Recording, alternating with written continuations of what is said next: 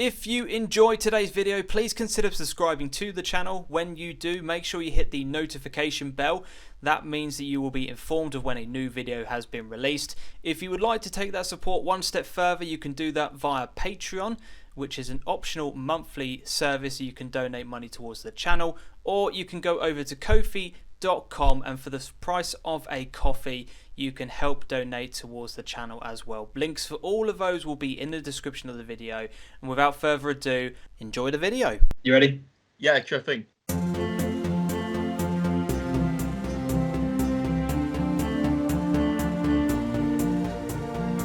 Good morning, good afternoon, good evening, whenever you happen to be listening to another episode of the Non-League Nosh. I am James.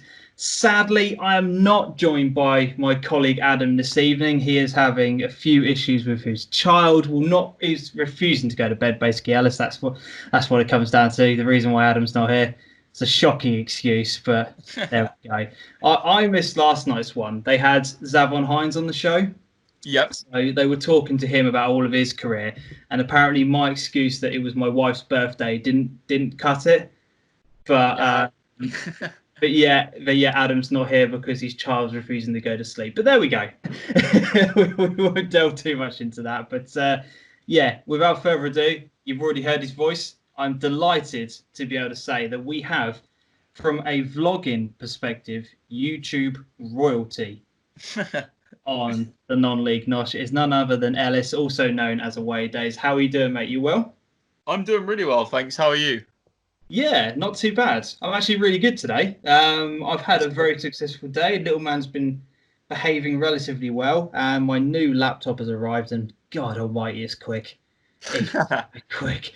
I just when I sat down with Adam to purchase a new one, because he's more tech, spec than I am. Yeah. He sort of said to me, look at your current model and see when it was made. It was 2010.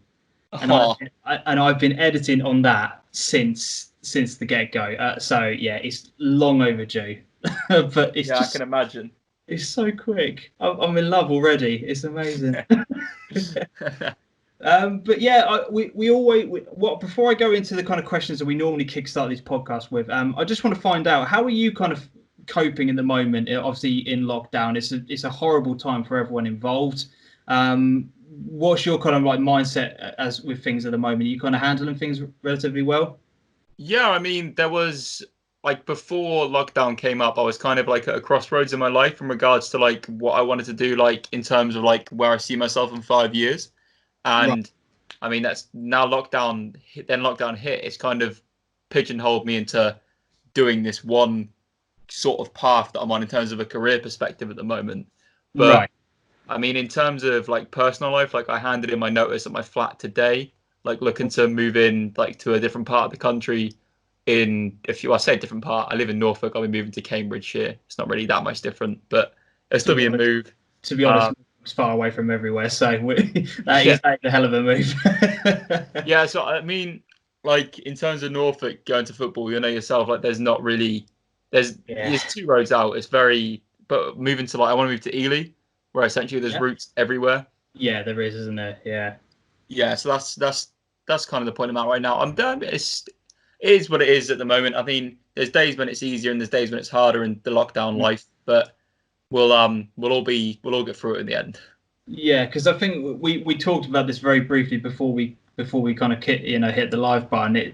I think people are handling it in different ways. A lot of people are taking it as this is their opportunity to do something that they've wanted to do but never had the time to do. And the amount of people I see sort of like posting stuff on Instagram where they're taking a new course, or they're learning for a new job, or taking up a new hobby, etc. And then there are those. I had a conversation with my brother, and he works in a very high pressure sales environment.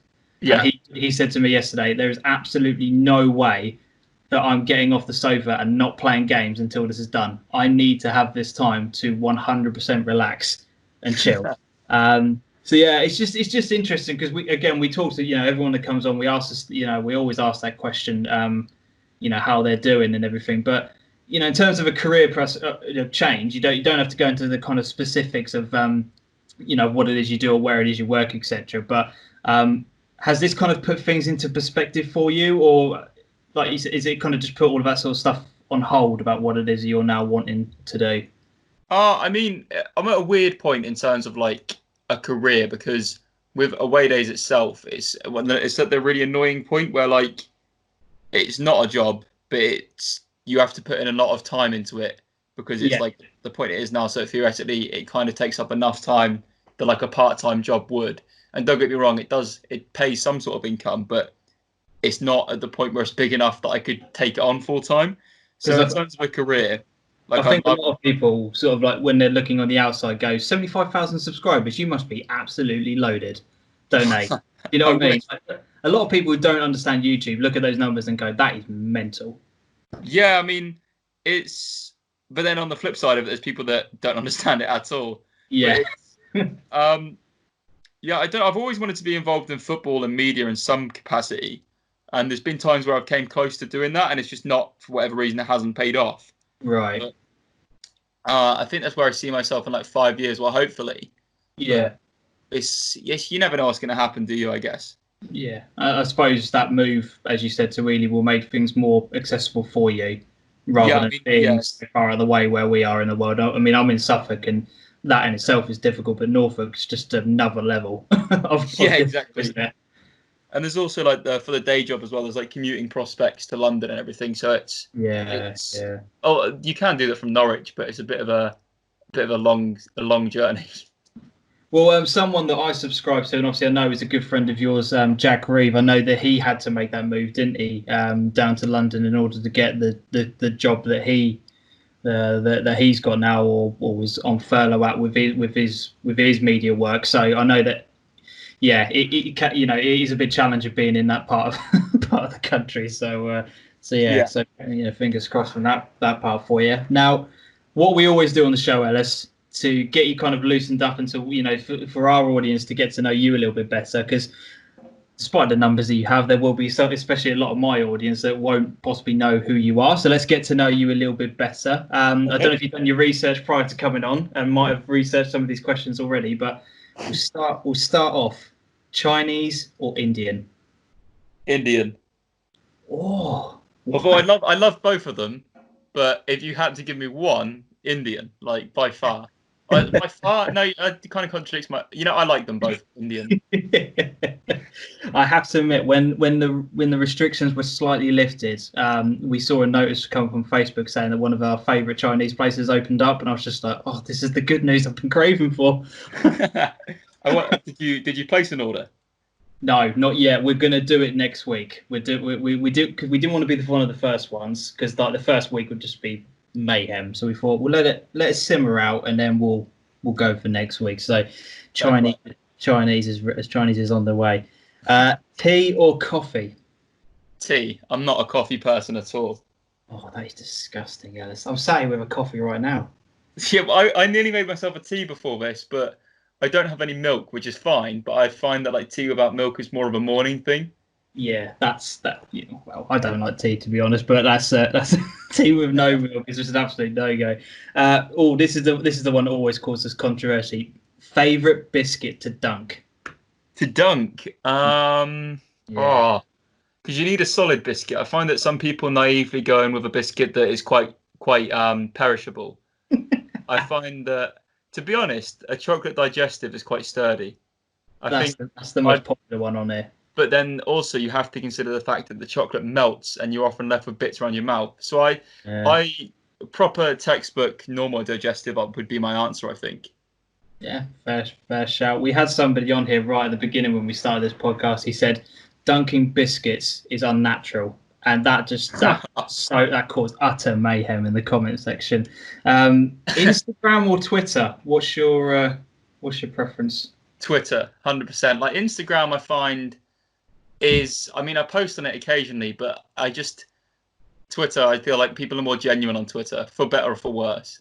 Yeah, I think Twitter's it's an easier way to be able to convey what's going on in your thoughts. And just be able to kind of get an opinion out, very short, sharp and quick. But Instagram, especially now, is either it just seems to be people taking a picture of either the 30-day challenge, 30-day song challenge, or they're going on a walk. Yeah. I'm just like, I don't care. I don't care if you're going for a walk. That's that's absolutely fair enough. But like, you're not the only person. But I don't know. It's probably just my old age catching up on me there. Favorite type of music? What you into? I'm I'll listen to anything with music. Maybe I'm like so if I choose a radio station, it'd be Radio X. Radio So X. if that helps. We what do we used to listen to at work? We always had Absolute Radio Naughties on. That was like there were some proper old school songs on there. But I've recently discovered my love for Nickelback again. I know that's a controversial thing because a lot of people hate on Nickelback. Yeah, we are quite a memed band. Yeah, they are. But yeah, some of their old stuff, like before they went, before they went proper mainstream, was brilliant. But yeah, I don't know why. I just randomly came across it on YouTube and I was like, yeah, all right, go on. And like 20 songs in, I was like, oh my God, I forgot how much I love these guys. Obviously, with things at the moment, let's talk about it. Favorite box set? Let's go with all time, first of all. Breaking Bad. You didn't even have to think. That was incredible. It's because it's the best show of all time. It's not even it's a debate that I feel like people often, if you notice on like social media, people's favorite show of all time is always like the hit show that's out right now, because people forget what they've seen. And I feel like if people go back and watch Breaking Bad, then they'll be of the opinion that it's the best of all time. I know that what I'm probably about to say is going to mean you hang up the call. I've never seen it. See, never you've got time. You've got time. Just watch it. I think the first series, admittedly, is a bit hard to get through, but once it's just incredible. Every episode is just amazing. To be honest, Game of Thrones was the same. I sat through the first series of Game of Thrones and I had no idea what the show was about, but everyone kept banging on about it. And I got to the end of series 1, I was just like, I'm not really getting it, but my wife was hooked. So she was like, right, well, I'm putting season 2 on straight away. So watched season 2, and then I was like, okay, yeah, this is all right. I kind of like it. By series 4, I'm hooked. I must have rewatched the show about 2 or 3 times, but the ending, I don't know if have you ever watched Game of Thrones? I haven't, and I don't want to watch it now because I hear the ending's awful. Oh, honestly, the ending will break your heart. It's just not emotional, like as in what happens with the characters, but just like the way they completely ruined what was an amazing show. I'm still not over it. Have you ever seen How I Met Your Mother? No, my brothers absolutely worship that program, and they keep telling me to watch it. But no, I see clips online, but I've never seen the program. Well, that's another show that ruins everything in the last episode. Really? Yeah, classic. One that we have discovered, myself and the wife, when my son does finally go down to sleep, is Friday Night Dinner. We'd never watched it. Right. I've been in stitches watching that. I need to watch the latest one, but yeah, she's now going around the house going shalom, shalom, and I'm just like, shut up. So, are you watching anything at the moment? Favorite box set wise? I saw that Modern Family was added to Netflix, so I've been watching all of them. In terms of, I obviously watched Tiger King like everyone else. Classic. Genius. Yeah. And then I've watched, I tend to go back to the same things, but I've been watching Better Call Saul, which is obviously a continuation. Well, it's the before Breaking Bad, but it's like obviously the same creator and everything. Mm-hmm. That's very good. I rewatched all of Peep Show. Very good. Oh, yes. Yeah, good show. And all of IT Crowd. It's a solid show as well, you know. IT Crowds. Just don't make them nowadays, do they? Let's be fair. Favorite film? It was Shawshank Redemption, but I felt that's too generic. Yeah, we've had a lot of people say that on the show. The film I've watched the most, to be fair, is The Wolf of Wall Street, and I wouldn't say it's my favourite film, but it's the film I can easily just put on and watch whenever. Yeah. Either that or The Big Short's really good. The Big Short? Never seen that. It's about when the housing market crashed in America. There was a guy that like knew it was going to happen, so he bet against the housing market, against the banks, and he made like millions. I love, that sounds like something that would be right up my street, to be fair. I'll put that on the list of to watch later on. Cats or dogs? Right, so I actually had a thought about this earlier. So I have a cat. Right. And although she's my pet and everything, I don't get how anyone prefers how anyone prefers cats to dogs.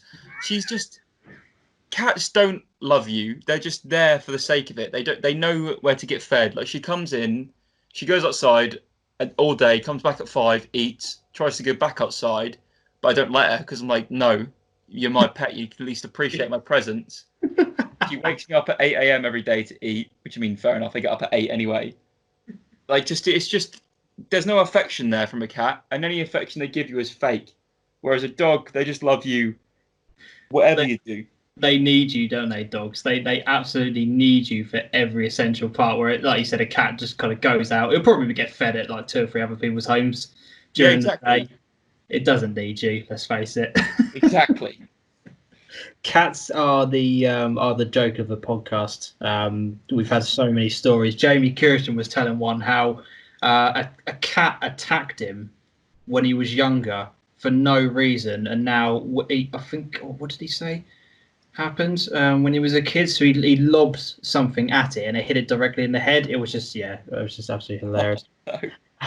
Other than football, what's your favourite sport? Probably American football. Yes, finally. Yes. Do you know how long I've been waiting for someone to come on and say American football? And where's Adam? Where's Adam when I need him for this moment? Who's your team? The Arizona Cardinals. Okay. Well, actually, in all fairness, this could probably be your year. Like, not to go all the way, but probably playoffs at least. Well, has Larry Fitzgerald retired yet? Because it's getting a bit sad now that he's still continuing. I don't think he has. I think he's still going. He's never going to stop. He deserves a Super Bowl, but he's never going to get one. Bless him. He's like Frank Gore, the running back. He's just never going to stop. Like, they just keep going. Like, this year, I thought he was going to go, but no, he's at the Jets, and it's just like, yeah. I'm so glad you said American football. It's so good. Sorry, carry on. No, you're fine. You're fine. FIFA or FM? Oh, FM. Like, Good. Any day of the week. FIFA's just boring. I get and also I just don't really agree with like the Ultimate Team system, like getting essentially young people to gamble. But I think FM 100%. Yes. There's more skill, more depth, and just everything in FM. It's so much better. I always found with FIFA that I never really got the Ultimate Team, and I know that's probably my 29-year-old head saying that, but I just never really got it. I tried opening up a few packs, and I just thought, well, this is rubbish, and I always preferred career mode, but because they never improved it, they didn't make any changes for years and years. I think I said this the other day. I think maybe 2015 was my last one, and I haven't bought it since. Whereas FM, I'm pre-ordering. It's there. I'm getting the beta. I'm out. I'm there early every single year without fail. So yeah, FM's my go-to. A lot of people will already know this, who are your audience, and I know this, but I'll let mine know. Who do you support? Well, in my English team is Leeds, and my more controversial team is FC Porto, which is obviously a long story. But yeah, those are my teams. Leeds is because my mum's side of the family's from Yorkshire, although you wouldn't know it. Obviously, I live in Norfolk. And then Porto's because it's just, fell in love with the club, went out to watch them a couple of times, fell in love with them, and then just went from there, really. I think the thing, because obviously I watch your channel religiously. You are one of the kind of main reasons why I kind of got into vlogging myself. But thank you. The Porto fan base fell in love with you, didn't they? Let's be real. Not the club did, but the fan base they love you. It's a weird one. I think because I don't know why. Like, I think it's because like English people don't tend to go out there, or they just didn't know they did. But obviously, everyone in England knows Porto because they won a Champions League. Mourinho, like Deco, like everyone knows Porto. I don't get. But I think maybe there's a bit of because in Portugal it's very much Porto and Benfica. Sporting aren't even in the picture anymore. They flirt with it occasionally, but they're never really there, are they? Yeah, exactly. But their culture is like they want like the biggest reach in the world, social media. They want to be known by the most fans, and like Benfica, in their eyes, I still think are known more, but I don't think that's necessarily true. But I think that's why they were like, oh, this English guy gets it, and I think that was why they latched onto it. I think. I hope no Benfica fans listen to this, but I think in terms of being the bigger club and the most successful club, I don't think you can really argue that Benfica are in terms of what they've won in the past. However, I think if you look at a global reach, I think more people will recognise Porto than Benfica. I think that's probably a fair way of describing it. It's probably very similar to Man United and Man City. You can't deny Man United's history, but if you look at it right now, Man City are on top. The thing with the Portuguese game is it's very tainted. Like, so, for example, there's a big investigation that's essentially proved that Benfica were bribing refs and stuff, but it will never get any implications put on them because everyone on the board of the Portuguese FA is a Benfica fan. So they're never going to get any comeuppance for it. So it's like, but everyone in Portugal knows it. It just doesn't get done. Nothing gets done about it. So I think like, we're very lucky in England to have a game that, I mean, it's tainted in other ways, but there's no scandals as outrageous as that, I don't think. Yeah. It's not quite the Greek game, but that's a pretty big story to come from that league, isn't it? I think again, probably the big thing about it is that you take Benfica, away. Say for example, what happened with Scotland and Rangers. You remove them from a league and you punish them. Then what exactly is there to look forward to in terms of a league? Do you know what I mean? Exactly. That's probably part of it as well as the obviously alleged corruption. We're not going to say corruption on here. We'll say alleged. Alleged. Sorry. We've got two more, and then we'll crack on with some of the main topics. Your favourite player growing up? Eddie Lewis. He was a American midfielder who played for Leeds. He didn't do anything with his career, but he scored a free kick against Preston in the playoff semi-final to send us to where we lost to Watford 3-0. But I just remember that. That was it. I just latched onto him, and he was my favourite player. Fair enough. Absolutely fair enough. Best player you've seen live? Let's round up these quick fire questions with that. Messi. Yeah, that's probably hard to that one. That was that the one where you were really high up? You got the tickets like ridiculously high up in the stand, and you're behind the goal. Is that where you've seen him? That is, yeah. That was that one. That video is arguably one of the most underwhelming I've done, like in terms of like just what I thought was going to happen and what didn't happen and stuff. Right. That was. I saw him score a brace and then he got subbed off. I was like gutted. I was like, because there's still like 40 minutes left, and I think they brought on like Carlos Alenia for him. But I was sat there like, I just missed the opportunity to see Messi score a hat trick in real life. Right. But yeah. How did my memory pop that one out? I've absolutely no idea. I don't know how I remember that. It's insane. Brilliant answers in there, Ellis. I said that the way you answered that favourite box set, like no debate, just straight in, was absolutely superb. Love it. Right, let's get on to talk about what the hell is going on in football at the moment. The reason why I wanted to get you on the podcast is because of the channel that you have, and if people who are kind of my audience and don't know who you are, the channel, what you do, you go to grounds and sometimes you plan these things, sometimes it's generated for you, or Ben picks up some certain places, etc. But you are essentially a ground hopper. You go along, you record the games, very similar to what myself does, but just on a larger scale. Yeah. Your passion and the YouTube channel has come to a bit of a halt.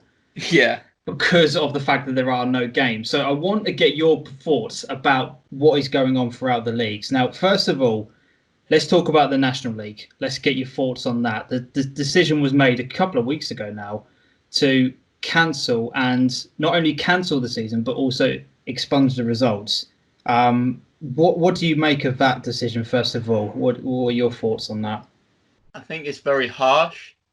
I think, first of all, my stance on the whole situation is that you put people's lives first. You don't play football, but you just postpone every league until it's safe to do so, and just play again in like October, November. Because with the 2022 World Cup in Qatar coming up, then that's gonna be a weird season anyway. So in my opinion, you'd play the season, you'd finish it. So you'd start in like October time, finish in late November, early December, start again the season in January, run January to December for that season. Then the next season you'd run January to December. Obviously, that's kind of hard with the Euro. It's so hard to make an actual logical one. But if you run January to December twice, or January to November, or it'd be less than that anyway, wouldn't it? Because that's like 11 months. But it'd be like February to October. Yeah. And then you go for the World Cup, and then you try and make a plan from there. But I don't know. I think it's easier for decisions to be made from the higher ups in non-league because there's not as much money involved. But I feel like if you're a fan of Barrow right now, you're sitting there worrying. Even though obviously Bury have left the football pyramid, so you presume that Barrow would be put up on sporting merit. But you don't know. I'd be frustrated personally if I was a fan of Notts County because they were putting in a hell of a run, and it wouldn't have been too surprising if they may have even caught Barrow by the end of the season. Yeah, but this is it. Yeah. I mean, it's an interesting one because we have been right at the very early part of these podcasts when we restarted them again. This was the main talking point, and we were accused of a little bit of bias on here because Adam is involved at Stowe Market Town. Yeah. Now, Stowe are however many points clear at the top, easily going to win the league. And obviously the decision was made to cancel the season, and it's going to have repercussions on them as a football club because they've pumped in a lot of money, and there's no getting away from it. They have put in a lot of money to try and get themselves promoted. So all of our season's efforts has now come to absolutely nothing. So we were accused of being very biased towards the season has to be restarted. But my argument to everything is that if I'm, why are we so focused on potentially having to try and get next season sorted when we don't know how long this is going to be lasting for? Yeah, that's my opinion too. I think you should always prioritise the season going on and then go for next season. Because you can always just say to clubs, right, we're going to play it in this amount of period. You'll have a shorter pre-season. But the pre-season will be in whenever, the winter. Players aren't going to go off on hot holidays for too long or whatever. Anyway, I don't know. It's a weird one. I'm sure players would understand. They're not going to complain too much, especially at the lower level of the game where they play for football anyway. It is a weird one, and it's horrible to see because I genuinely think that loads of clubs in non-league aren't going to exist in a few years' time due to ongoing implications from this. Like you said, clubs like Stowe Market that have put money into promotion, and promotion in non-league is, although you can have the most money in the league, it's still a bit of a lottery. It's a massive lottery, especially when some leagues only have one promotion spot. So they could then it's all well and good saying next season they could go up, but next season they'd have been in the higher league anyway. So it is a horrible situation. Yeah, I think one of the things that I'm really kind of struggling with in terms of understanding the decision and the logic to just not only cancel it, but just cancel it outright. There's no promotions, there's no relegations. There's the fact that League One, League Two are making up their own rules. The Championship are still undecided. They haven't kind of really come out and said anything. The Premier League have said, well, we will do, but when the time is right. And yet, step 1 to 3 of the National League are still working on voting to try and figure out what they're doing, but they're waiting to see what the EFL are saying. It's just chaos. There's no one person. And I know it's easier said than done because the Premier League are their own entity. They're owned, and they're just a corporate money machine now. You can't get away from it. But no one is coming out and saying, right, as a collective, this is what we're going to do for the whole of the English pyramid. And when you've got everyone kind of making their own minds up, it's just chaotic to kind of follow, isn't it? The thing that massively surprised me was how quickly non-league made the decision. It was just 2 weeks into it, that's it, we're done. Which is, I mean, you could, on the flip side of it, you could really appreciate how honest they were from the start. Yeah. But I feel like giving it up to clubs to vote is the most diplomatic way. But no club in the middle of the table actually cares, and every club at the bottom of the table is always going to protect their own interest. Yeah. So 100%.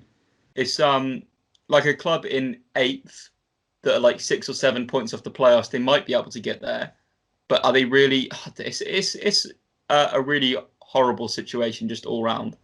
Yeah. I mean, what do you? Obviously, we've been watching from afar as well. We've seen obviously the German football league was the highlight of everybody's weekend, wasn't it? Yeah. This weekend. They're obviously in a far better situation as a country than we are.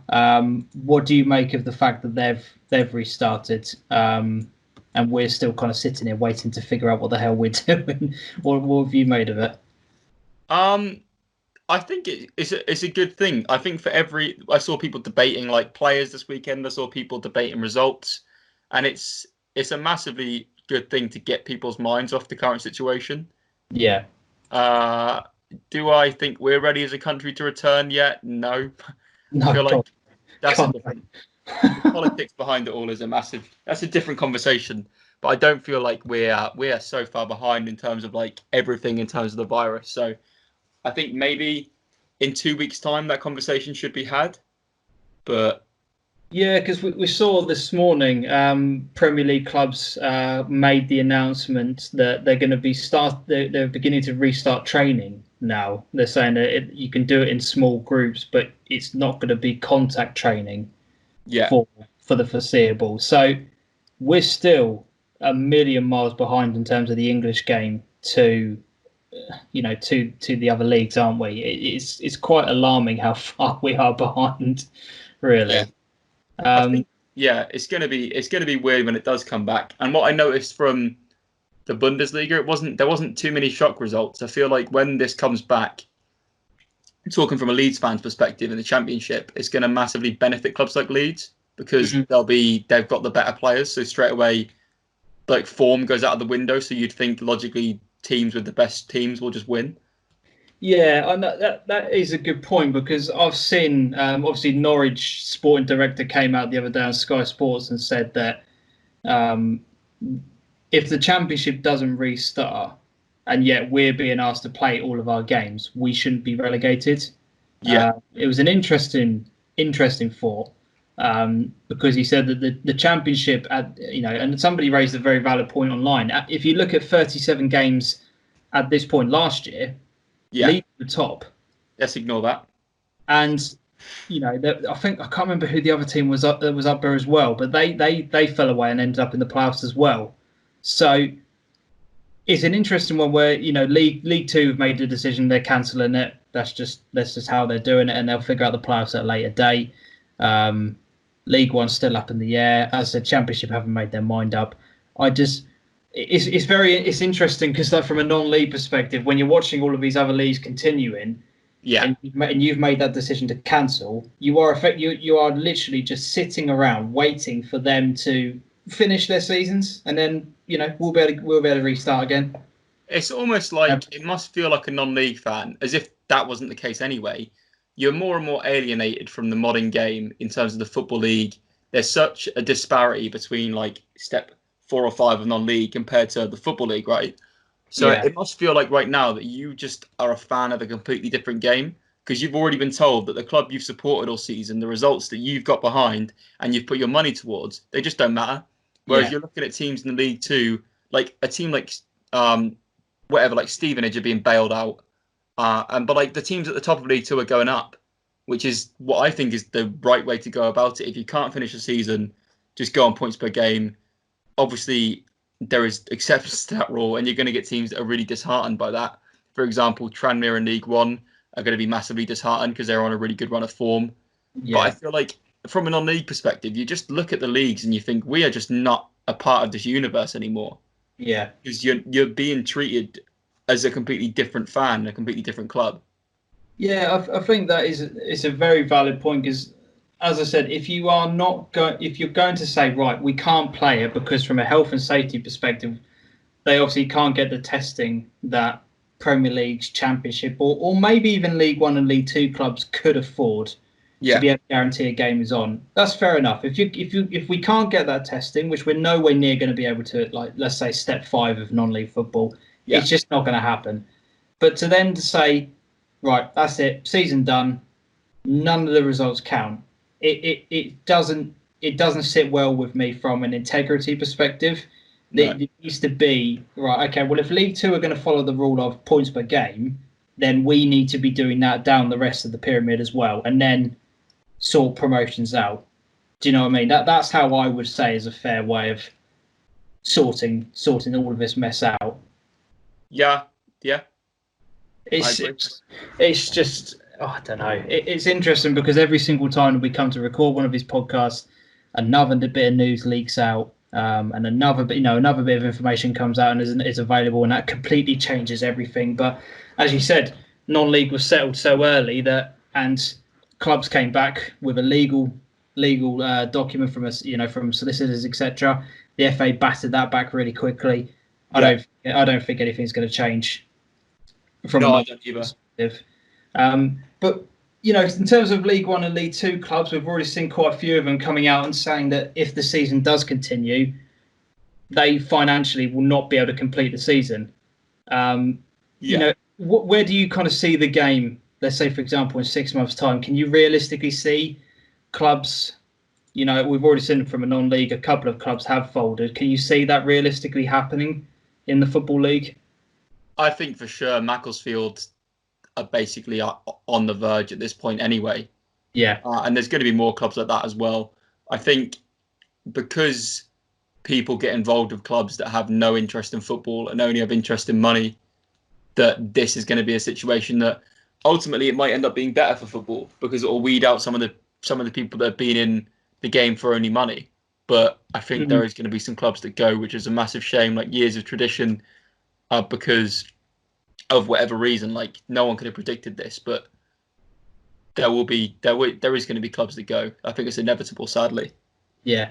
And also on the flip side of that, can you potentially see a situation where clubs are going to have more control, especially over player contracts, moving forward over the next few seasons, because the money is going to be drying up, surely, at every level of the game because the sponsorship hasn't been there for a significant period of time. Can you see any sort of situation where the clubs are going to start to regain any control? I hope that a positive from this would be that like transfer fees go down, ludicrous contracts go down. Yeah. And I mean, it's wishful thinking, but you never know. But I don't know. It's so hard to speculate.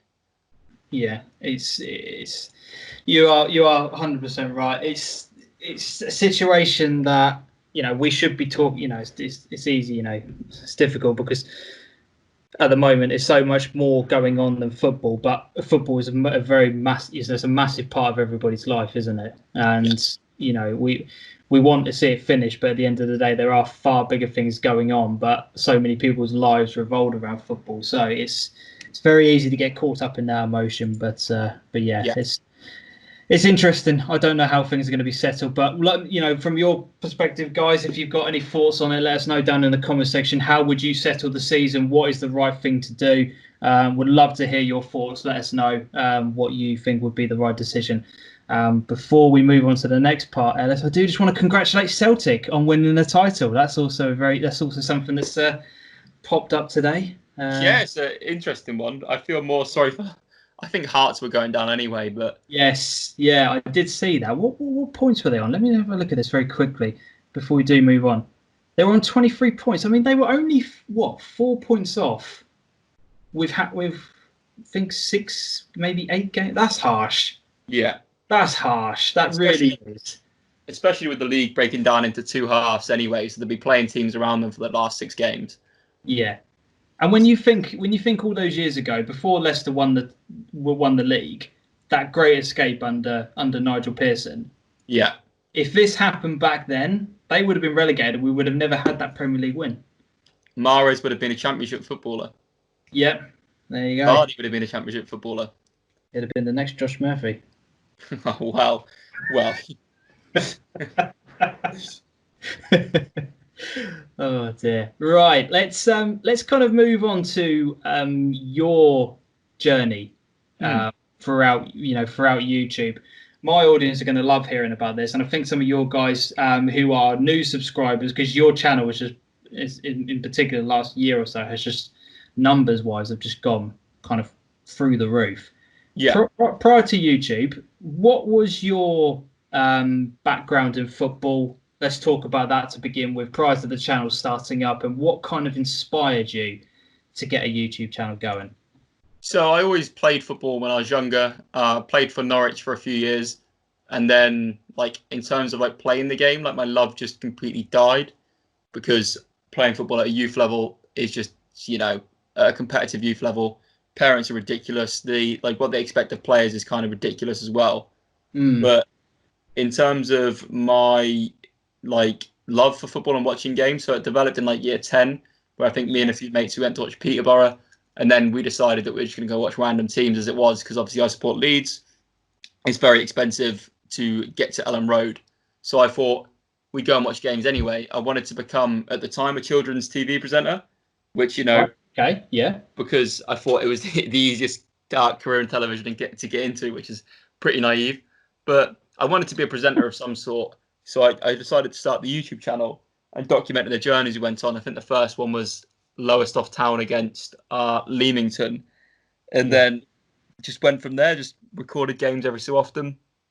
And you just sort of spiraled from there, really, going to a non-league game one week, football league game the next week. And then we've sort of branched out recently into like European games, more so than before. But yeah, I feel like the core of the channel focus and the niche we have at the moment is still the fact that we cover non-league pretty often. Yeah. But it's it's really just a channel documenting a match day for us. Like anyone would go with their mates, and it's just like our experience of it, really. Right. Okay.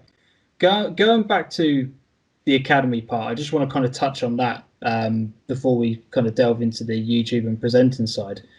We've had quite a few guests on who have been at the pro game. Some have dropped out of football. Some who have gone on to their mid-20s and fallen out of love with football. You mentioned that you fell out of love with it very quickly. What age were you in the Norwich Academy? What age did you start from, and when did you leave?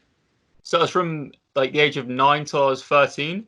But I remember the season going into me being 13, I just like broke down into tears to my parents and just requested, I was just like, don't make me go, don't make me play. And that was the season I got released. There was a few factors there. I wasn't particularly any good.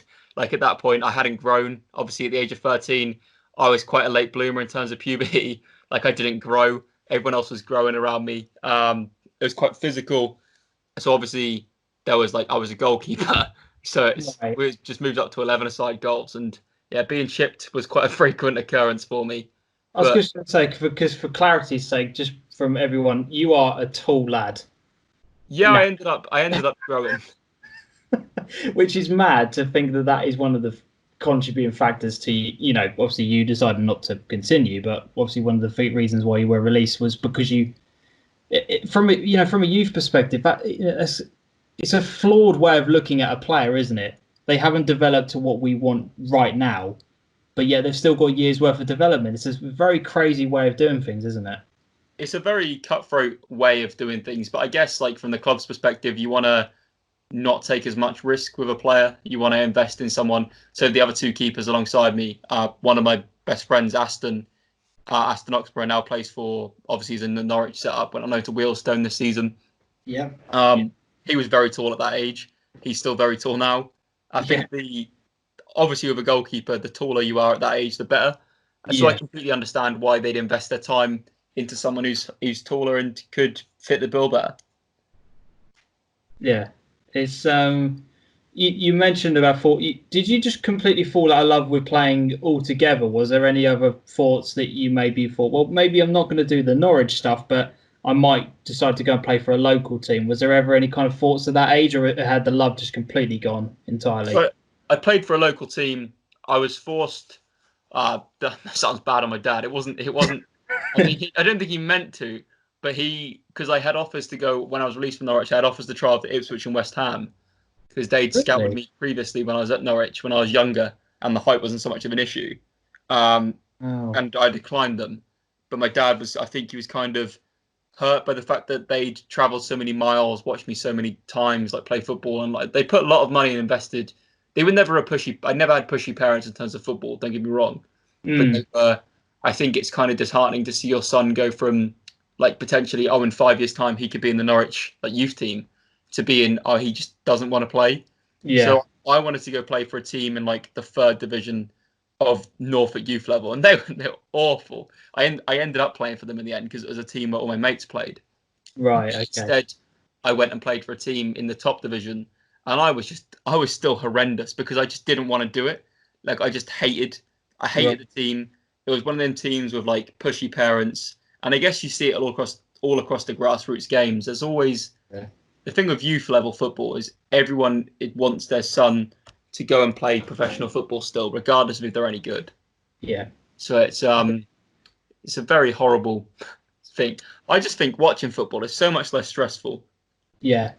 I mean, one of my mates, I'm not going to reveal who he is, but he works for an academy set up within East Anglia, and he said it's not the kids that you're dealing with are the problem. It is 100% the parents, because the moment their kid is not involved, they're on your case. Why is he not playing? Why are you playing him in this position? Why are you doing this? Why are you setting him up in this way? Why are we doing this drill? Do you know what I mean?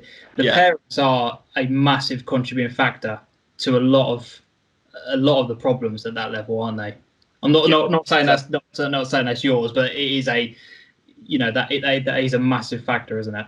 I remember like the days of Norwich, like their mums would bake stuff for all the coaches. They'd turn up with them and give them to eat on the coach, like just little, like just why are you doing that kind of things, like just to try and get in the good books of the coach, like grabbing their arms when they walk past to talk to them. It's just like so tragic. But I don't know. I would never want it for my child unless they got really good, then that's a future pension. But it's I think football is one of the it's very core. Football is something that is to be enjoyed, and I feel like the pro game more and more, it's going to get worse and worse, is something that isn't enjoyable. So looking back on it, with those, with West Ham and Ipswich coming in for you as well, do you how life has turned out at the moment, do you kind of have any regrets about that at all? I'm asking purely from just because for me, I was in Ipswich at Ipswich. Yeah. Not very long. I think maybe for about a month. They just kind of looked at a lot of players from a couple of schools in my area. Yeah. And the opportunity kind of never arose. And I remember at the time, even though Ipswich were obviously Norwich's rivals, I'm a Norwich fan, I remember just being absolutely crushed that they didn't want to kind of take me on. And I don't know, just like that kind of killed my love of playing football as well. So I just kind of wondered, like, with the other offers that did come in rather, any part of you that kind of regrets it, or do you think you made the right call? I think what I didn't know, like, because obviously, like I said, this whole situation is about non-league. I love non-league football, and I don't think I quite understood. I don't think you do understand at the age, unless you're brought up around it, at the age of like 12, 13, you don't understand the opportunities that can arise in non-league football. Yeah. So I wish I pursued a move like that, so eventually I could have ended up playing like semi-pro. Yeah. That's the only time I look back on it. But I think in terms of the team that I was in, the only two that have gone on to make it pro were Aston and Todd Cantwell. So they're the only ones that have made it to the program. Obviously, Todd's done very well, but I think even from the age of like 9, everyone knew Todd was going to make it pro. Like there's it's quite interesting seeing some interviews with him where he's like, people doubted me. I was like, no, they didn't. Like everyone knew you were going to make it pro. Everyone in Norfolk knew you were going to make it pro. I think it's so I don't know. Like I feel like I've managed to still stay involved in the game in some way, which is the most important thing. Yeah. I see there's like people that fall out of love with the game completely and just end up swimming or something, which is I'm happy I don't have that fate. No, one of Adam's closest mates, he got up to a really decent level at Ipswich and just completely stopped. He hasn't been back to a game since they released him. So it does happen. It really, really does happen. So you kind of you start going to a few games and whatnot. You mentioned the presenting side of things was always a dream. Was it something you then pursued at college? If my memory serves me correct, is that were you in media at that level? I did television and film production at college, which is obviously Right. so I was going to go to uni, like I said, but then life got in the way. I don't necessarily. I don't know. It still crosses my mind now as to whether I should get a degree. But I feel like I'm 23 this year. I know I don't look it, but I feel like that's. I don't know whether it's too old to get a degree. I don't really know. It's. Like I said, life was kind of why I didn't go to uni and pursue that. But I feel like I've got the experience needed from not going in the end. Do you kind of feel that what has happened in the subsequent years in the YouTube channel you've got, effectively that is your CV? Yeah, I mean, I'm not gonna pretend I haven't had like opportunities. I mean, I got to the interview stage at a very high like establishment to be a digital presenter for them. Okay. A few months ago, but it didn't transpire. But that was one of the moments where I went to for the interview. There was like 10 of us out of like thousands of applicants, which was like a really cool experience in itself. But it was like I was like, these people are really talented. So it's kind of one of them like moments where you're like, maybe if these other talented people around you and that 9 of them aren't getting the job as well, you're like, maybe this is something that is just not going to be for me. I don't know. Maybe there's still opportunities, I guess, but yeah, I don't know. It's difficult because well, I mean, it's interesting because you've got so much, you've got loads of time, and I'm exactly the same. You think about it. I think, well, I'm 29 years old. That kind of time has sailed and it's gone for me. But it's still so much of your life that you can pursue that dream. So you never know. It's an interesting one. But so you then start doing. The channel begins. Again, talk us through that process about getting things up and running. What made you decide that YouTube was going to be your first avenue? Because from what I can remember, I think you were one of the first vloggers to really kind of pop up on YouTube and start showing football in the way that you did. Yeah. So it was like, I think obviously growing up, I'd watched a lot of YouTube, and I think it was like YouTubers were getting bigger and bigger and the platform was growing. And I thought that was the perfect avenue. I think the main reason was I wanted to work for Copper 90. So I thought if I had a YouTube channel, but then I looked back at them videos and they were so bad, my old videos. Like there's just like no confidence on camera. There's like the camera work's awful. But and I often get people comment like, "Oh, your old videos were so much better." I was like, "Have you watched one? Like, go back and watch one, then make that comment again." It's yeah, I think YouTube was always the platform I thought because it's long form as well. So you're able to do more of what you want to do on YouTube. Yeah, you're in control of the content that's being produced, aren't you? Whereas when you start going to one of these companies or you're employed by someone, you have to follow their rules and guidelines, don't you? Yeah, exactly. So you mentioned about starting off and the core of the channel is still non-league football. What made you decide to do non-league football? Just in general, the views are out there for higher league clubs, and you do have those on your channel. But why start off at non-league football? What exactly is it that appealed to you about that level of the game? I just think it's so much like it's so much better. Like I just think everything about non-league football, like, and it's also from like a YouTube creator's perspective, I guess, is that it's just comedy gold. Like just a football league where everything's so saturated and it's less raw. Whereas non-league, there's always a character. Like every club has one, so you're never short of like stories to tell. Yeah. Okay, and then you sort of go, you're uploading videos onto the channel. Do you remember what were those kind of early days like in terms of numbers? Obviously, we know the numbers that you're on now, but do you remember, was there a particular point where you uploaded a video and then that kind of spiked at a very early point, or was it more of a gradual growth of the channel? I think I did a video with Ipswich against Wolves, and I think that video did like 5,000 views at the time, which is like massive for me. I think it got like 200 likes, and I was like, "Oh, this is." Because it happens with every channel. Every channel has that one video where it's the catalyst, and it's the same at every level of YouTube. Like I feel like still the best milestone I've ever hit was when I hit 1,000, or maybe 10,000. Like, but then milestones after that you become sort of numb to them because it's just a number. But I feel like when you establish yourself with that first 100 subscribers or that first 1,000 subscribers, like it's an amazing feeling. Yeah, I can vouch for that. You feel something. You feel like because the thing with YouTube as well, like it's the more subscribers your channel has, for better or for worse, people view that as better, which isn't necessarily true at all.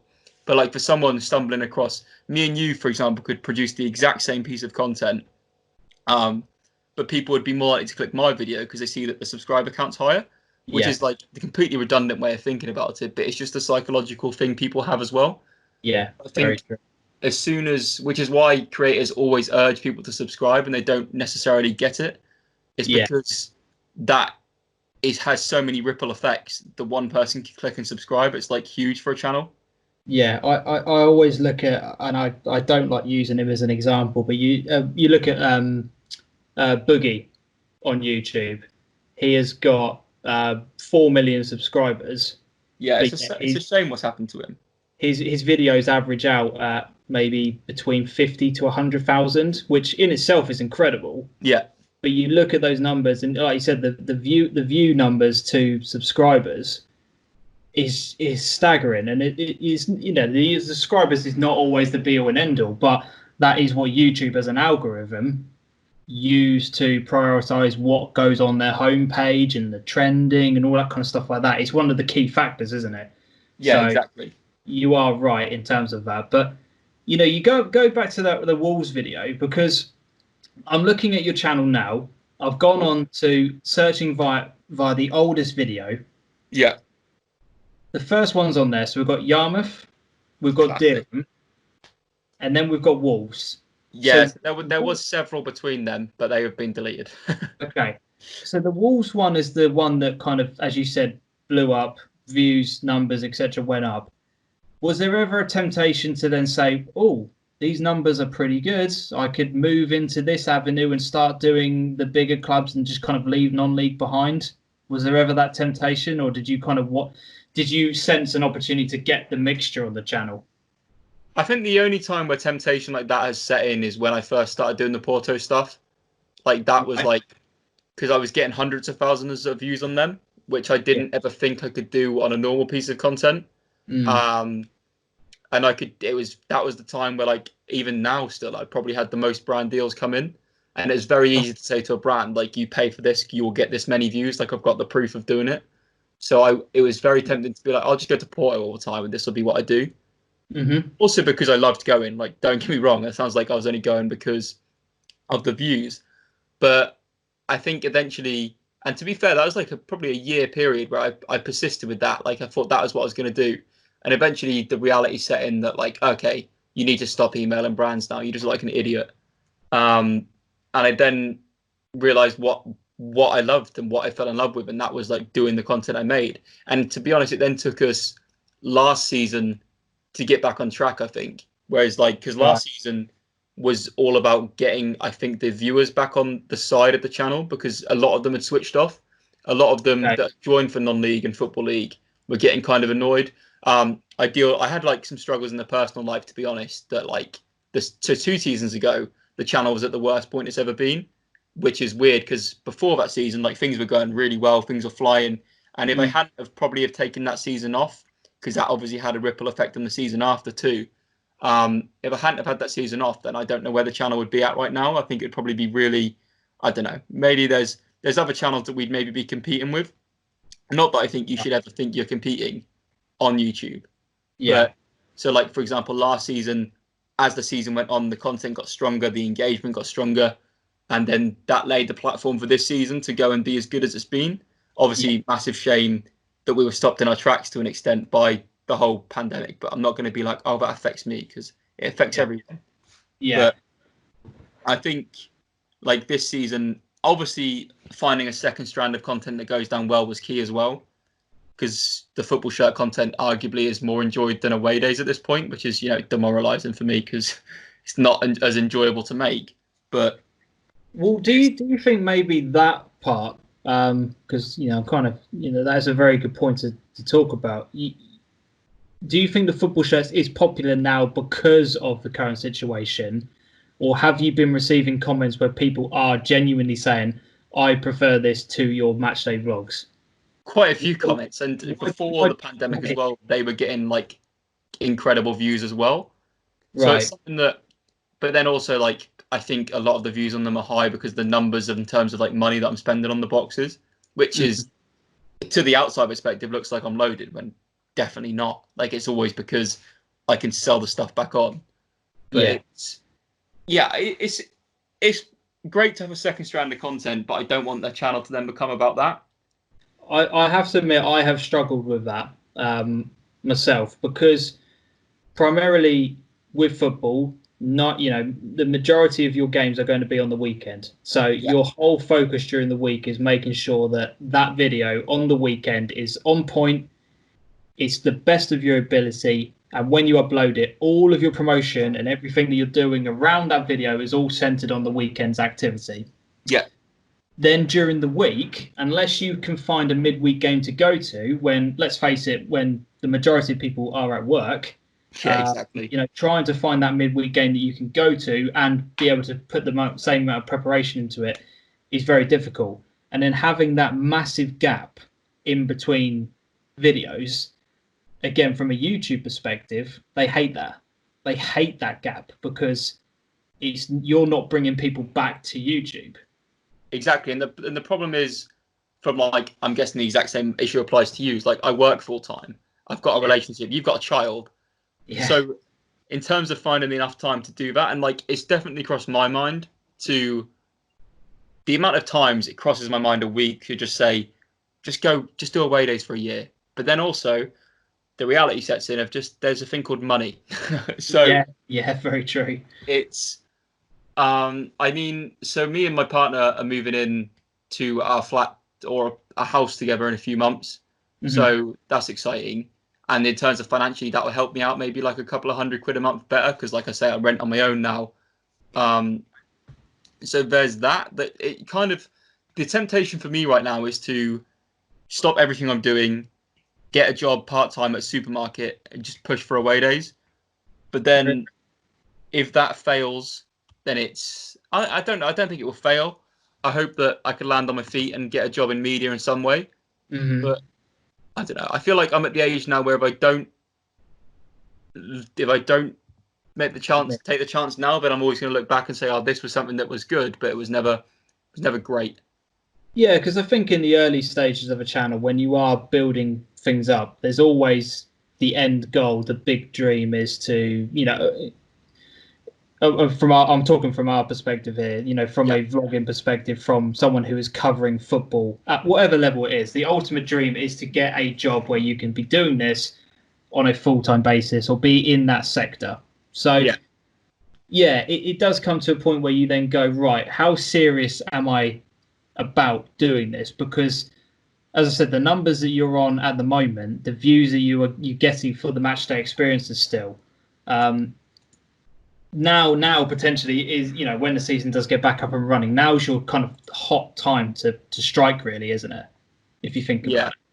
See, the problem is for me as well, like I guess it's a good problem to have, but it's one of them where the season's going to come back on.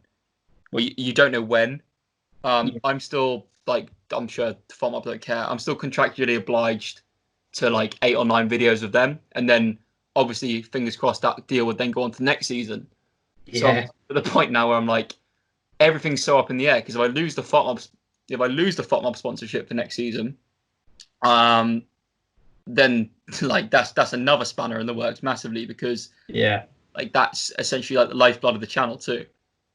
Because I was going to kind of talk about that actually in a bit of detail, but with the things that you're doing with the channel, the matchday experiences in particular, I'm talking about where you are in the country, how vital is getting a sponsor on board for the overall running through? Because again, people who don't know much about YouTube will look at the numbers and think the amount of views you're getting, you should be able to kind of cover those kind of costs in itself. But people who know YouTube will know that you don't always make a massive amount of money from it. Do you know what I'm saying? Because like, from my level, I cover games in Suffolk. So Yeah. I don't have a huge distance to travel to, whereas you go all over the country and abroad. So how vital has it been getting a sponsorship on board? I think it's massively been vital, and I think the thing is with the sponsorship, like it's been done, and not to brag, but it's been done so well that it's like become synonymous with the channel. So Yeah. like which is also a double-edged sword, because if say for whatever reason, like I couldn't ever begrudge them for doing it, FOTMA were like, we can't really justify this anymore. Like, I mean, I've kind of done everything I can for them at this point. Then I can't just be like, oh, by the way, this video is brought to you by this app, because I spent the last 2 years, which is an opinion I genuinely have, of saying this app is the best app, and I genuinely believe that. So if then suddenly 1 week I'm doing this, and the next week I'm like, oh, now we're sponsored by this app, it's. But I think, like you said, it is massively important, because it's like it means you can explore opportunities. Like this season, we've gone to Europe more than we've ever gone before. Yeah. It's opened up so many avenues for us, which, to be honest, it's given us like it's given us life experiences as well, which we're never going to forget, which is another thing.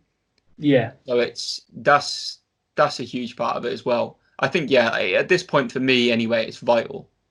Because again, you suppose, like you said, when you get older, the costs start rising up with everything, don't they? When you start getting your own place, etc., then the option of being able to travel 200 miles is not always there, is it? Yeah, exactly. It's very very interesting.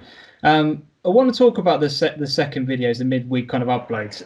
During your time on YouTube, if we kind of I'm looking through the history of your channel now.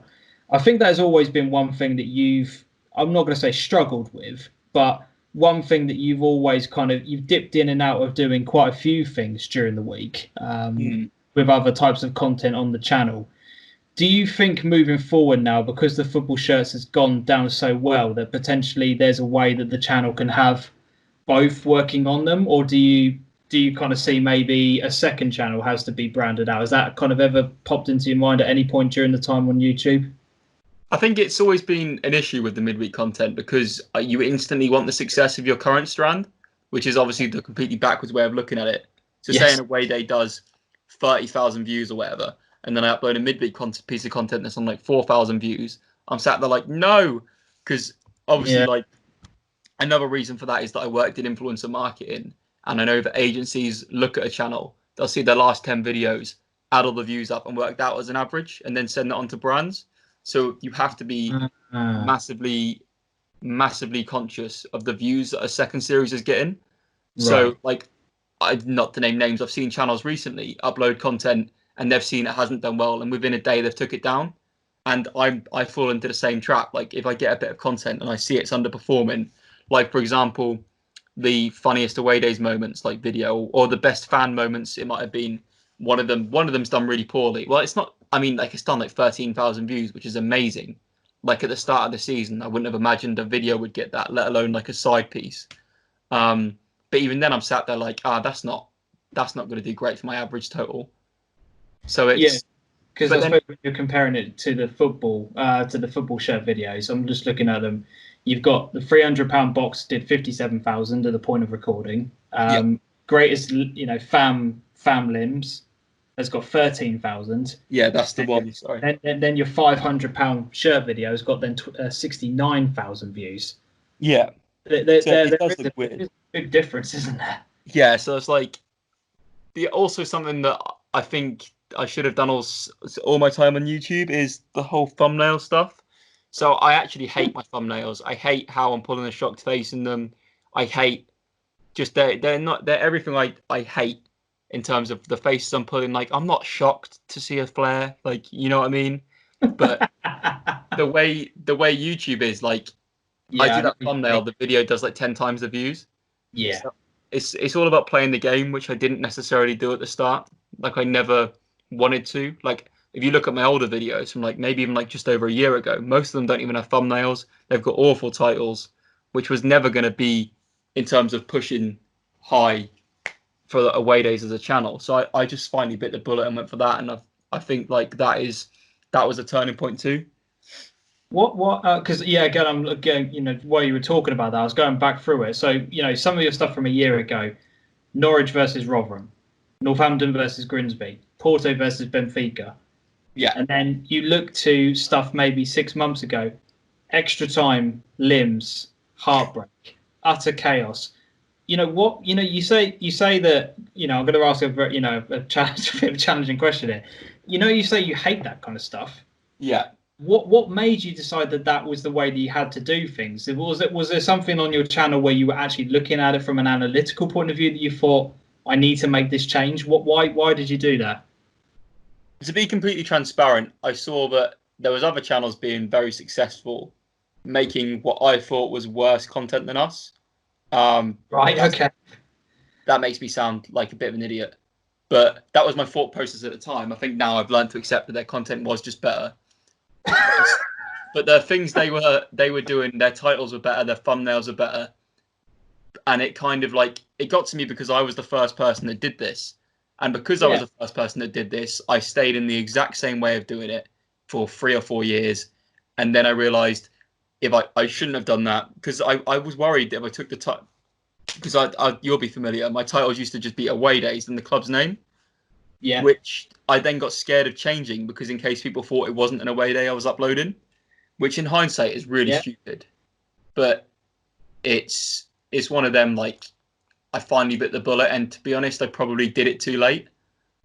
But it's one of them ones where you feel like a bit of an idiot doing it, but then you see the video performs well and you're like, oh, that's why I did it. Yeah. Do you think, because again, I don't know how much you kind of go into depth with your videos. Have you noticed from not just from a viewership, but actual people staying for the videos?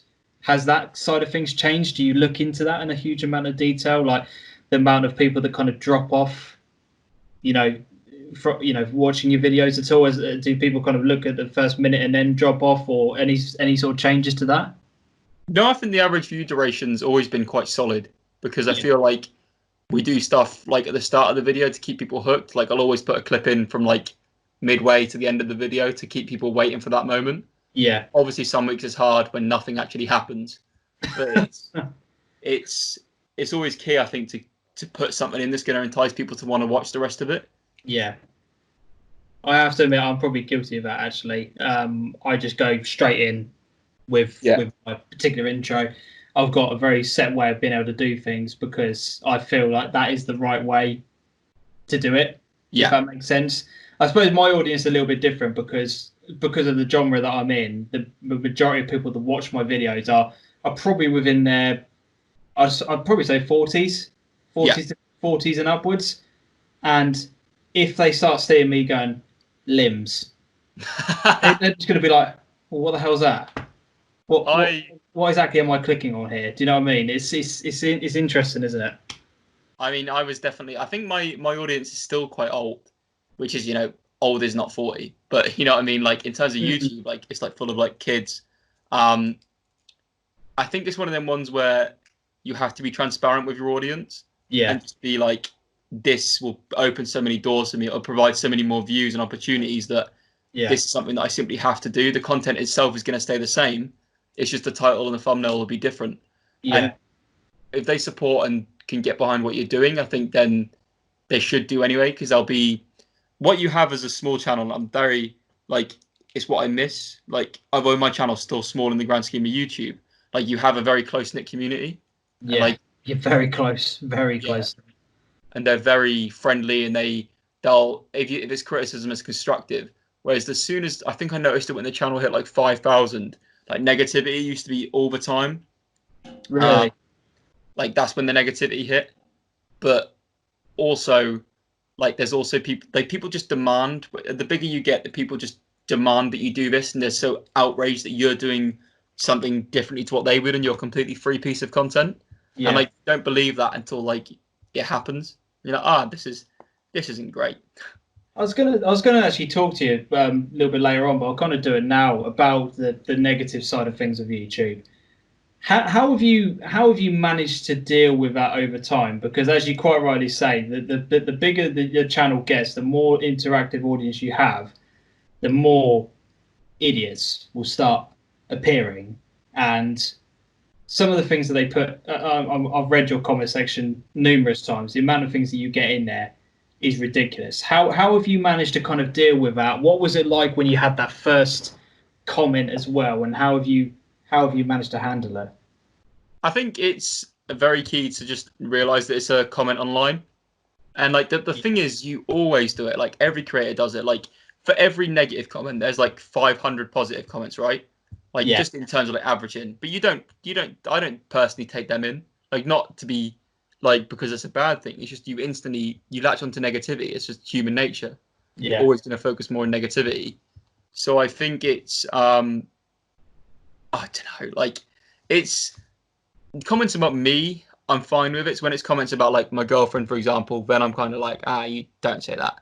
That's the only time I'll ever be like, what are you doing? Right. Yeah. So it's a hard one. It is.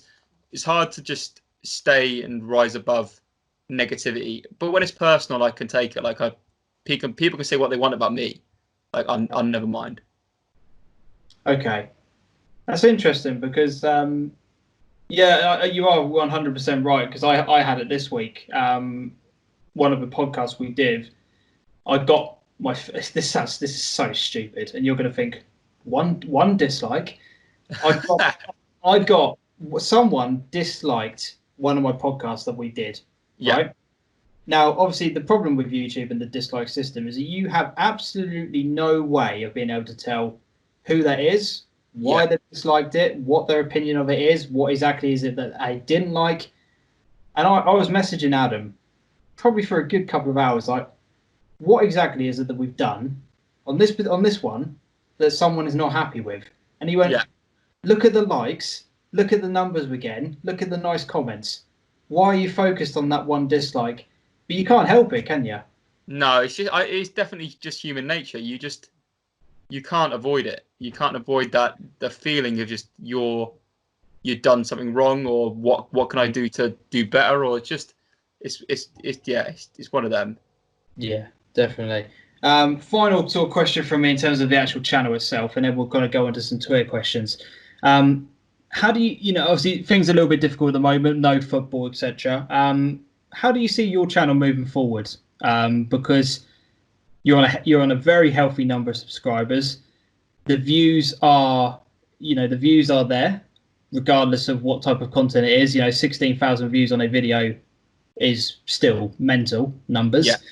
When you think about it. But what do you kind of see for the channel? Say for example, if I ask you, in a year's time, what if football does return, where do you want to be in terms of your look? Have you got ideas for future series? You may or may not want to reveal that, but what do you see the channel moving forward?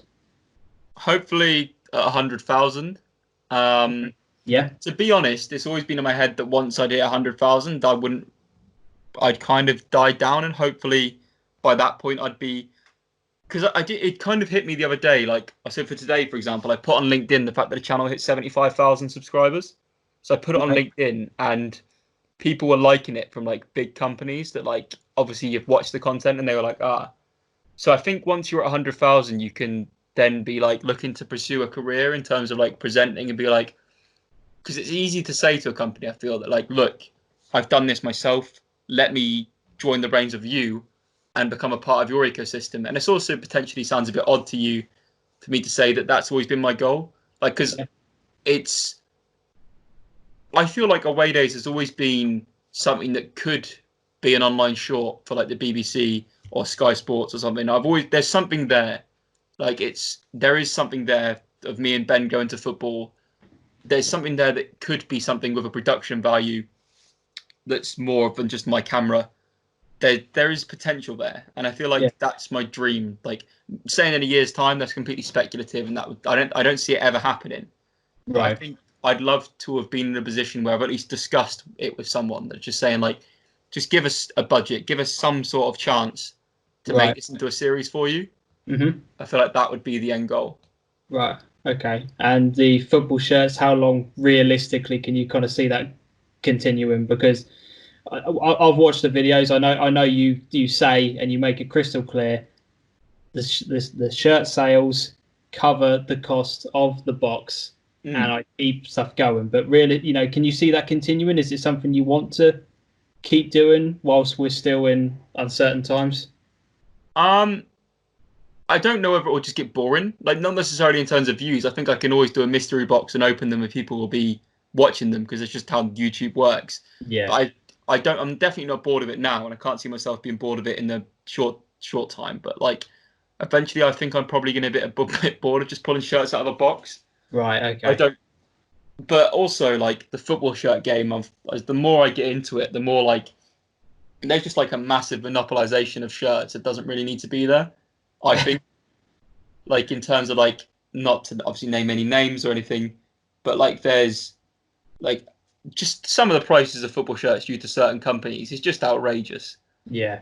Like so I don't know whether, and like I said, I'll always sell my shirts at lower prices than that when I do sell them. But even still, it feels a bit like, is this something that I really want to get into? I don't know. Maybe my mind will change in a few months. With the football shirt side of things, I listen to your stuff all the time. And you say that, and you said it just there. You sell the shirts at a lower price. A lot of people get into the football shirt side of things for a monetary perspective. Yeah. I know you'll enjoy collecting them, but what is it? Why do you not sort of play the game? If you see what I mean. Why do you prefer to sell them at a lower price? Because it is a very good money making option to have as a backup as well as your job. I think in terms of I wouldn't say I play the game, but I don't list them at prices that's going to set me down. But I always just want to break even because I feel like if I can reward my viewers, reward them or pay back. Like for example, there's like a Chesterfield fan. I had 2 Chesterfield shirts that if you wanted to buy them online, would have cost him like 70 quid. He got them both off me for 30 because I feel like if you're a fan of a club, you'd rather that. And it's also like, I don't know, like the videos go down well. They sort of pay for themselves. Right. I do list, I think I've made profit on, to be transparent, I've made profit on the boxes, but it's not like a profit that's going to be a job for me. I think maybe if it got to the point where, because obviously I could probably sell them at the same price these sites are selling them for, to be transparent, because obviously you've got the power of being an influencer. But that just, the prices they sell them for in the first place kind of doesn't sit easy with me. This isn't every site. There's just a few sites. Like some of the sites are amazing. Like they do everything right. They just want to give people, they've got to make money for themselves. They're a business, but they don't take the mick. Yeah. But it's, I don't know. It's a nice thing to be involved with. I collect them for myself. I don't know whether, I mean, like I said, with doing AwayDays full time, like my collection is like, I don't know, it's worth a decent amount of money at this point. Like if I wanted to, I could probably sell the collection and then go. My mind's all over the place at the moment. No, it's like I said, I find it fascinating that you can clearly see why you're doing it. It is a hobby, and it is a genuine interest. It's not for a money making scheme. I saw in one of the first videos that you've done with these kind of things where people are like, well, why aren't you taking advantage of this and then selling them on properly? But it's just I just thought it'd be an interesting angle to cover. Let's get into some questions from our audience. Let's see, where do we start? We've got Spencer Hume has asked, if you won the lottery and you wanted to take over a non-league club, what club would you take over and why? Great Yarmouth Town, because it's where I grew up, the oldest grandstand in football. It's a area that could do with some money, so bring a football team that does well there, get some money into rejuvenating the town into being what it maybe used to be. Maybe I think Great Yarmouth would be a good starting point. That is a great shout. Do you know what? One of my favourite days that I've had as a football fan was Yarmouth, and I'm not saying that because honestly, Stowmarket fans have got there's a bit of a love and a bromance between Stowmarket and Yarmouth. We took a lot of fans. I think think nearly 200 fans to Yarmouth, and it was just honestly one of the best days I've ever had. It was just incredible. We had so much fun, just going from pub to pub. Turned up at the club. Everyone was amazing. Yeah, it was such a nice day. It just made into a fantastic, fantastic moment. Yeah, Stowmarket fans absolutely love Yarmouth. Fair play. So yeah, I like that. Yeah, there you go. Yarmouth is the answer on that one. We've got Ben Moore says Ipswich or Norwich. I think I know the answer to that one already. Best memories at the clubs and worst. That's interesting. What, in terms of both Ipswich and Norwich? Yeah, let's start off with the Ipswich. What was probably your best moment from going to watch any games at Ipswich? To start off with that. Oh, I don't know. I've never really seen Ipswich do anything. I don't think I've ever seen them win. A lot of fans can relate to that. I think. Oh, this is hard. I can't. We can edit this bit out. It's fine. No, they. It's all right. There was a time at Ipswich, right, where me and Gibbs went to the game, and there was an Ipswich fan that shouted at Gibbs, "Oi, Ellis, how are you?" Like, he shook his hand and said, "You're right, Ellis," to him. That was my highlight, because he's not me. Yes, yeah. That was the highlight. In terms of the low light, the siren they have before the fire alarm before the games. Oh yeah, in the event of this noise. Woo! Yeah, exactly. Yes, Why have they still got that? That's the low light. That's been there since one of my first actual games I went to was an Ipswich Norwich match, and I remember that noise being there then, and I must have been about 5 years old. Yeah, it's ridiculous. That noise has been there for a long time. Norwich best moments. I think I can answer this one for you. I can imagine it's probably when you were in with the Bolton fans. Yeah, that or when Norwich beat Ipswich in the playoff semis. That was quite fun. Oh yeah, because you went on the pitch that day, didn't you? I did, yeah. I remember the steward coming around to us, and he went, if you go onto the pitch, the club will not allow you to purchase a ticket for the final. And I just thought, I don't know if he's being truthful or not, but I'm not going to take the risk and go on the pitch, because I was on like one of the front 2 rows of the Barclay lower stand. Yeah. I just thought, nah, not going to bother taking a risk. Worst moment. Do you have a worst moment from going to a Norwich match? I don't know. There's too many. No, I don't know. Probably when Norwich scored the winner against Bolton, to be fair. Yeah. That was when we were doing the stipulation where we had to follow. Because that was so funny that Bolton had equalised. Because it's just hilarious to me that they'd managed to do it. And then, obviously, they then lost anyway. For the context of, again, kind of like my audience who don't know about that particular season, you had a set of rules in place that if the club that you were following lost, you had to go and watch a match that the team that beat them went to. Is that right? That was kind of the rules, wasn't it? Yeah, I think Norwich were due to play Wigan, but then for whatever reason we didn't go there anyway. I think that was the point we ditched that stipulation. We were like, this is ridiculous. Just go watch football. Yeah, I think because if the club you went to won or drew, you continue following them. But if they lost, you then went to that other team's game. It was a bit of a mental rule. I remember that. Yeah, that moment was actually a pretty good one for the video perspective. Cheers for that question, Ben. We've got Drew Kendall who asks, where do you think the better matchday experiences lie, the pro game or non-league, and why? It's hard to say. I'd say non-league 100%, but the pro game in terms of like the championship and down is fine. I've never had like a fun experience in the Prem, but I think the better days are always non-league. The only downside to non-league is that I never carry cash, so if I want to get something to eat in the ground, I can't ever do it. Yes. But, although a lot of clubs are actually getting better at that. Quite a few of them are now starting to get contactless in there. It's taken a while, but they are gradually getting to it. Yeah, if there was that every game, I think I'd probably get a pie or something. But yeah. Cheers for that question, Drew. We've got Norwich City Central asks, what's been the most surreal video to film? I mean, like, it's going to be obvious, but like Porto Benfica, there was, because we went pitch side before the game, Iker Casillas ran past. I was like interviewed for Portuguese television while next to the players warming up. Mm-hmm. And like we were then in like a private box for the game where there was like this amazing food, free drink. That was, although it wasn't necessarily the most enjoyable experience in terms of watching the match, it was one of them ones where like, this is mental. Like, I don't deserve this. Like, how has this happened?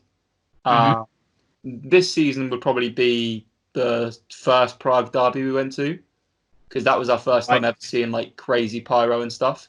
Yeah. So I'd say that one this season. We also went to Inter Milan. That was pretty crazy.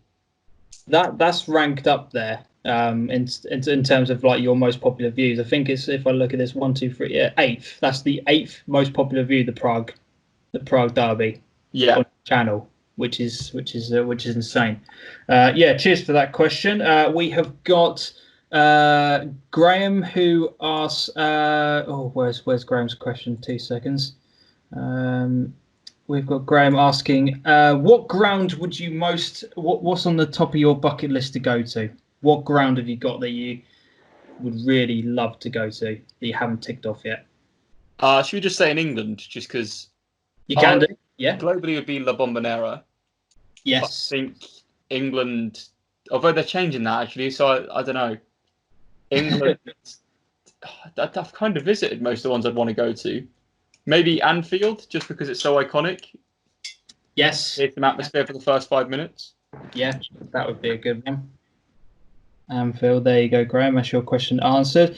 So we've got Jordan, who asks, the MK Dons video was your most viewed on the channel. What was it like being at the game?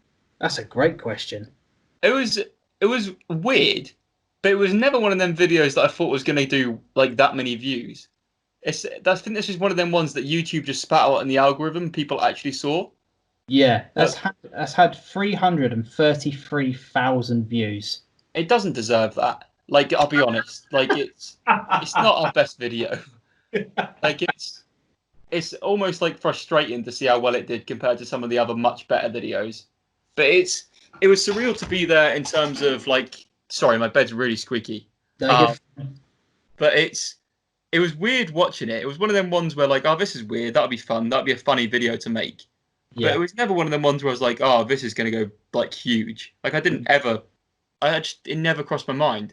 Actually, God, we've got loads, actually. Let me just go through some of these. So we've got Lee Brown, who asks, what's been your favourite video that hasn't done as well as you thought? I suppose, to rephrase that, has there been one video which you thought was going to do amazingly well and kind of didn't live up to the hype? Probably the Inter Milan one this season, but there was several factors of that. So people that aren't familiar, we collaborated with them. So we made a video for their channel. They made a video. We made a video for their channel and a video for ours. But the issue was that it was a Sunday when it went up, and I had to wait for them to approve everything. And usually if a video goes up on a Sunday, I'd put it up in the morning so everyone got to see it. It got the initial view spike. Yeah. And got spat out into the algorithm better. But It ended up going up at 8 o'clock on a Sunday. And by that point, it was just like curtains for the views. I couldn't put it up on a Monday because by then the interest would be even lower. Yeah. Also, the bad point was the fact that they drew. Nothing really happened in the game. But it was a crazy experience. I suppose then people who have actually been to the game, they want to get your experience of it, have not really got anything to kind of go there for. Yeah, exactly. It was kind of the game that sort of derailed Inter's title challenge, to be honest. So that was ideal. Right. We've got Scott Bennett, who asks, from your away days so far, what ground has surprised you the most? In terms of, I guess that could be took either way, right? Mm.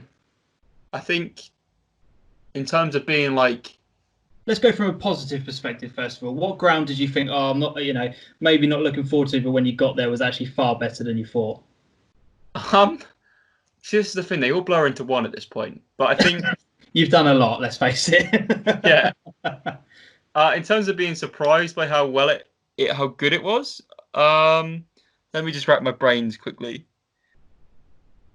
In terms of being surprised negatively, I'd probably argue St James's Park, which is quite controversial.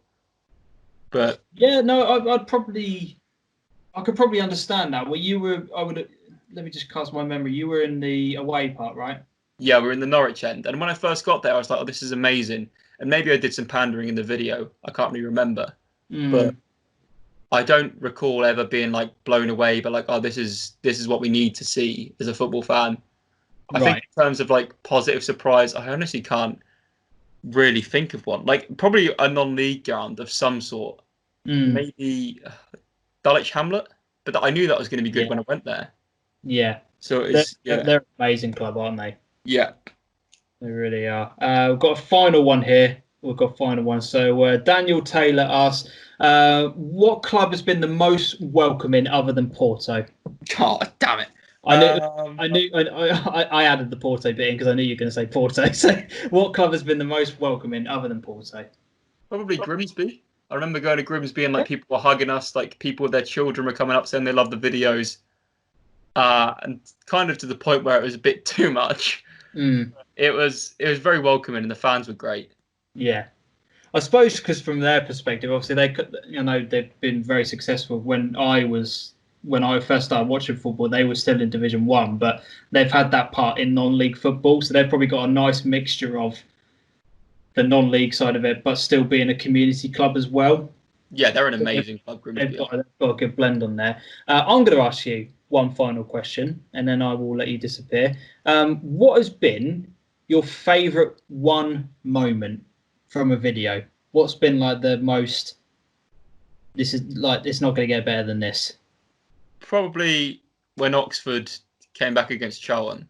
Yeah, that was just one of them moments that like it didn't. Oxford had nothing to play for. Like neither did Charlton were in the playoffs, I think, but Oxford didn't even need to win that, but their fans were going mental.